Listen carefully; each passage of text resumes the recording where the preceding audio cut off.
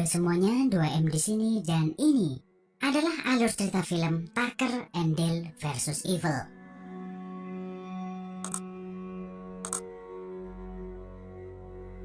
Allison dan 8 orang temannya memutuskan untuk menikmati liburan dengan camping di dalam hutan. Di dalam perjalanan, Chuck yang jadi supir saat itu hampir menabrak mobil di depannya. Tak lama kemudian mobil tersebut berhasil menyusul dan menyalip mereka pelan-pelan. Terlihat 2 orang yang berwajah seram melihat ke arah mereka, tapi tidak mengucapkan sepatah kata pun. Sehingga rombongan Allison dibuat merinding melihat 2 orang tadi. Setelah di jalan cukup lama, 9 orang anak muda itu memutuskan untuk berhenti di minimarket. Lagi pula mereka harus belanja buat kebutuhan waktu camping nanti. Allison dan Chad masuk terlebih dulu untuk belanja. Di dalam, mereka tak sengaja ketemu dengan Tucker, satu dari 2 orang yang hampir ketabrak Chuck di jalan tadi. Namun, Tucker cuman menatap mereka dan tidak berkata apapun. Di saat sedang milih-milih barang di dalam toko, diam-diam ada pria lain yang mengawasi Allison. Pria itu adalah Dale, yang juga hampir ketabrak rombongan Allison beberapa saat lalu. Tucker dan Dale mungkin terlihat menyeramkan, tapi sebenarnya itu hanya penampilan luarnya saja. Dale masih melihat ke arah Allison dari kejauhan. Sebenarnya dia hanya ingin kenalan, tapi dia tidak percaya diri dengan penampilannya. Dia kemudian berkata kepada Tucker, mana mungkin cewek seperti dia mau diajak kenalan sama pria kampung sepertiku. Sebagai teman yang baik, Tucker mengingatkan Dale untuk lebih percaya diri. Dia memberi tips kepada Dale supaya sering tersenyum waktu ngobrol dengan seorang wanita. Setelah mengumpulkan keberanian, Dale nekat mendekati Allison. Tapi karena nervous, dia lupa kalau sedang membawa sabit pemotong rumput di tangannya. Dale kemudian bertanya, apakah kalian mau camping di hutan malam ini? Kemudian tersenyum dan tertawa. Melihat Dale yang ketawa-ketawa kayak psikopat sambil membawa sabit, Allison dan rombongannya jelas lari ketakutan. Sebenarnya mereka berdua ini sedang dalam perjalanan untuk merenovasi rumah kabin yang baru dibelinya. Setelah di dalam perjalanan sempat hampir ketilang polisi gara-gara lampu mobilnya rusak, akhirnya mereka sampai juga di lokasi rumah kabin mereka. Setelah masuk rumah kayu itu, dalamnya berantakan, debu di mana-mana dan banyak sarang laba-laba. Tapi anehnya, ada satu sisi tembok yang dipenuhi clipping koran yang membahas soal kasus pembunuhan berantai yang terjadi di dekat lokasi rumah tersebut. Sewaktu mengecek kondisi rumah, Tucker hampir mati konyol gara-gara ada tiang penyangga yang patah. Untungnya dia diselamatkan oleh Dale. Sementara itu di lain tempat, Allison dan kawan-kawan sudah mendirikan tenda dan bersantai di dekat perapian. Chad kemudian bercerita kalau 20 tahun lalu terjadi pembantaian besar-besar di hutan tempat mereka camping saat ini. Korbannya juga anak kuliahan yang seumuran dengan mereka. Hanya 1 orang yang selamat dari insiden mengerikan itu, sedangkan jasad korban lainnya tidak berhasil ditemukan. Namun sebelum Chad menyelesaikan ceritanya, Mike tiba-tiba datang dan bilang kalau dia menemukan sebuah danau yang tak jauh dari tempat ini. Akhirnya mereka semua memutuskan untuk berenang di situ. Ternyata Tucker dan Dale juga memancing di danau yang sama. Mereka sebenarnya jengkel karena ikan pada kabur gara-gara anak-anak muda itu berenang di danau ini. Tucker bermaksud mendekat, berniat cuman sekedar memperingatkan mereka. Namun Allison yang sedang ganti baju kaget karena melihat mereka berdua dan kepalanya terbentur lalu tenggelam. Dale panik kemudian berusaha menyelamatkan Allison. Kejadian itu tak sengaja disaksikan oleh teman-teman Allison yang lain. Dan disinilah terjadi kesalahpahaman. Seakan-akan Tucker dan Dale ini terlihat sedang menculik Allison yang tidak sadarkan diri. Keesokan harinya, Allison terbangun dengan kondisi kepalanya terbalut perban. Dia panik karena tiba-tiba berada di rumah yang kondisinya sangat suram. Dale kemudian masuk ke kamar dengan membawa sepiring makanan, tapi malah mengejutkan Allison. Dale minta maaf karena membawa Allison ke rumah itu. Kemudian bercerita kalau semalam Allison mengalami insiden dan teman-temannya yang lain malah melarikan diri. Jadi dia dan Tucker tidak punya pilihan selain harus menyelamatkannya lalu membawanya ke rumah. Allison sedikit lega mendengar cerita Dale, karena dia dan teman-temannya sempat mengira kalau mereka berdua ini adalah orang jahat. Chad dan 7 orang lainnya berhasil menemukan kabin milik Tucker dan Dale. Dia menanyai Chuck soal kejadian semalam. Masalahnya, Chuck semalam dalam kondisi mabuk. Lalu dia berkata kalau sepertinya ada orang yang memakan Allison hidup-hidup. Padahal yang sebenarnya terjadi saat itu Dale berusaha melakukan pernapasan buatan untuk menyelamatkan Allison yang tenggelam. Mendengar cerita Chuck, 7 orang lainnya jadi merinding dan ketakutan. Tapi berbeda dengan Chad, dia bersikeras ingin menghajar Tucker dan Dale sendirian. Chad kemudian menyuruh Mitch untuk mengalihkan perhatian Tucker yang saat itu sedang di luar. Tucker sebenarnya berniat memotong pohon untuk memperbaiki tiang rumah yang hampir membunuhnya kemarin. Tapi tak disengaja gergaji mesinnya memotong sarang tawon yang berada di dalam pohon tersebut. Otomatis dia berlari karena dikejar sekumpulan tawon. Melihat Tucker yang tiba-tiba berteriak dan berlarian membawa gergaji mesin, ke-8 anak muda itu kabur kemana-mana. Mitch lari ke dalam hutan sendirian, mengira kalau Tucker mengejar dia.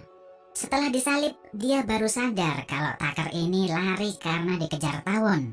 Namun, dia tersandung, terus perutnya tertusuk batang kayu yang runcing, dan akhirnya mati konyol.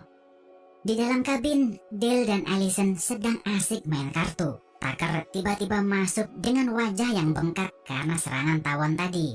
Dia berkata kepada Allison, "Aku tadi melihat teman-temanmu di luar, tapi mereka juga lari karena dikejar tawon." Sementara itu, Chad dan 6 orang lainnya menemukan jasad Mitch dengan kondisi yang mengenaskan. Mereka mengira kalau Tuckerlah pelakunya. Sesaat kemudian, mereka menemukan sebuah pesan yang diukir di batang kayu yang bertuliskan, "Teman kalian bersama kami." Sementara itu, Tucker dan Dale melanjutkan pekerjaan mereka. Allison kemudian keluar berniat membantu Dale untuk menggali tanah. Dari kejauhan, anak-anak lain yang melihat itu mengira kalau Dale memaksa Allison untuk menggali kuburannya sendiri. Akhirnya mereka satu persatu berusaha menyerbu Tucker dan Dale. Dari kejauhan, ada anak yang berlari ke arah Dale sambil membawa tombak kayu, tapi dia tersandung dan malah kena tusuk sendiri. Allison berusaha memperingatkan Dale, tapi dia nggak sengaja kena pukul sekop yang dibawa Dale. Di lain tempat, ada juga anak yang berlari ke arah Tucker. Sewaktu loncat, dia nggak sengaja masuk ke dalam mesin penghancur kayu. Tentu saja Tucker kaget bukan main dan berusaha menolong anak itu. Tapi Chloe yang melihat dari jauh seakan-akan mengira Tuckerlah yang membunuh anak tersebut. Setelah kembali ke dalam kabin, mereka berdua panik dan berpikir ada yang gak beres dengan anak-anak ini. Lalu dengan polosnya, Tucker mengira kalau anak-anak ini adalah anggota sekte sesat yang berencana bunuh diri massal. Setelah mendapat laporan dari Chuck, tak lama kemudian Sheriff datang ke kabin mereka. Tucker menjelaskan kalau anak-anak ini anggota sekte sesat dan mereka bunuh diri massal di dalam hutan itu.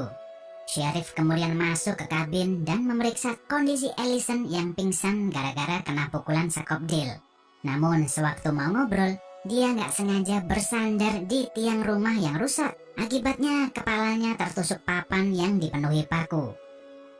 Jadi semua anak yang ada di dalam mobil makin salah paham, mengira kalau Sheriff dibunuh oleh Tucker dan Dale.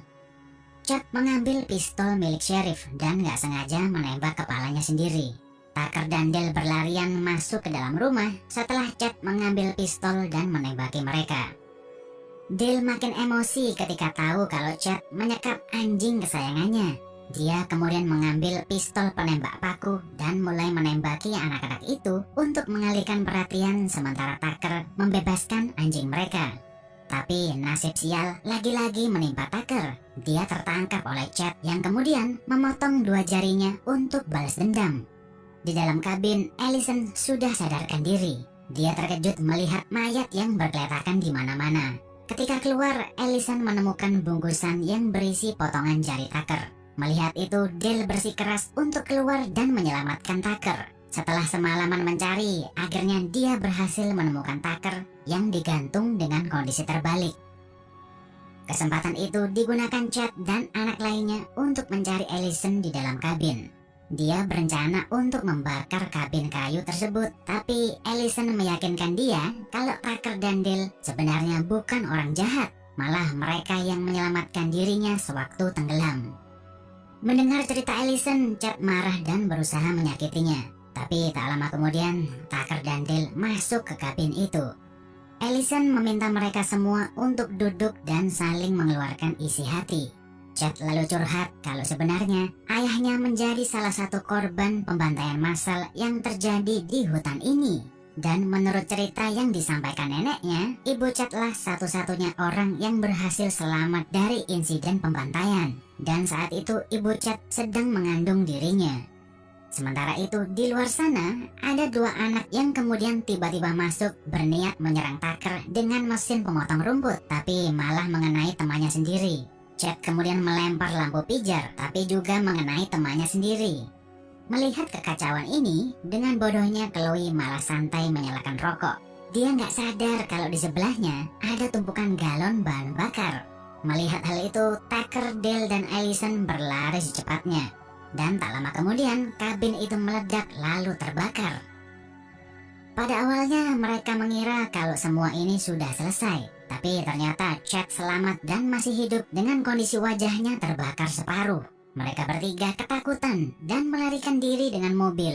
Namun karena kondisi malam yang gelap dan lampu di mobil tersebut rusak, mereka akhirnya menabrak sebuah pohon. Setelah sadarkan diri, Allison sudah menghilang dan Tucker tergeletak di bawah pohon tak jauh dari situ. Dia berkata kalau Chad mengambil Allison dan membawanya pergi entah kemana. Tucker menyuruh Dale untuk meninggalkannya dan secepat mungkin mencari Allison. Dengan bantuan indera penciuman anjingnya, Dale bisa mengetahui keberadaan Allison. Ternyata Chad menyekap dan mengikat Allison di dalam fasilitas pemotongan kayu. Di saat berusaha menyelamatkan Allison, Chad menyerang Dale dari belakang. Tapi untungnya dia bisa mengcounter serangan dan menyelamatkan Allison. Mereka berdua bersembunyi di lantai paling atas fasilitas itu dan tak sengaja menemukan sebuah koran lama. Di situ tertulis kalau pembunuh yang melakukan pembantaian 20 tahun lalu sudah tertangkap. Dan anehnya, tersangka punya wajah yang mirip dengan Chad. Allison kemudian ingat cerita Chad kalau ibunya sedang hamil sewaktu insiden ini terjadi dan jasad ayahnya tidak berhasil ditemukan. Akhirnya kebenaran terkuak kalau si pembunuh ternyata memperkosa ibu Chad sampai hamil. Sedangkan ayah Chad itu nggak nyata karena neneknya mengarang cerita untuk menutupi fakta sebenarnya. Dale mencoba meyakinkan Chad kalau pelaku pembunuhanlah ayah kandungnya yang asli. Namun Chad makin marah karena dia nggak rela punya ayah seorang pembunuh. Kesempatan ini digunakan Dale untuk melawan balik yang menyebabkan Chad terjatuh ke lantai paling bawah. Tucker mendapat perawatan medis dan jarinya berhasil dipasang kembali. Sedangkan Dale sudah percaya diri dan berani ngajak Allison untuk pacaran. Sekian video 2M kali ini, jangan lupa subscribe dan like videonya biar nggak ketinggalan update terbaru dari channel ini. Sampai jumpa di video berikutnya.